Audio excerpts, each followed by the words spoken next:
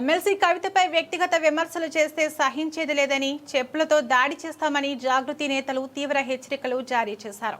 తెలంగాణ నీటి వనరుల అభివృద్ధి సంస్థ మాజీ చైర్మన్ వి ప్రకాష్ను ఉద్దేశించి వారు ఈ వ్యాఖ్యలు చేశారు. ఆడబిడ్డపై మాట్లాడేటప్పుడు నోరు అదుపులో పెట్టుకోకపోతే భౌతిక దాడులు తప్పవని స్పష్టం చేశారు. జాగృతి కార్యాలయంలో ఈ రోజు నిర్వహించిన మీడియా సమావేశం సందర్భంగా వి ప్రకాష్ పై తీవ్ర స్థాయిలో వారు విరుచుకుపడ్డారు. ప్రకాష్ ఒక మేధావి కాదు, మేత మేసే ఆవు అంటూ ఘాటుగా విమర్శించారు. మాజీ మంత్రి హరీష్ రావు నుంచి ప్యాకేజీ తీసుకుని కవితపై ప్రకాష్ ఆరోపణలు చేస్తున్నారని, ఎంతకు అమ్ముడుపోయావని నిలదీశారు. కాళేశ్వరం అవినీతి బండారం బయటపడితే తన పేరు కూడా వస్తుందనే భయంతో ప్రకాష్ కవితను లక్ష్యంగా చేసుకుని మాట్లాడుతున్నారని ఆరోపించారు.